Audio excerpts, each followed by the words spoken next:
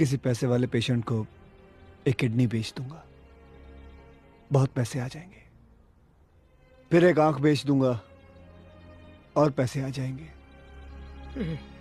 फिर एक किडनी, फिर एक आंख, ऐसे करके सारा शरीर बेच दूंगा मैं।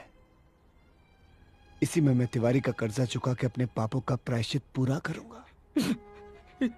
ए बाबा रे बाबा रे बाबा, अरे देवा देवा देवा, मैं तो तेरे को हरामी समझता था, तू तो राम निकला रे, देव मानुस निकला रे।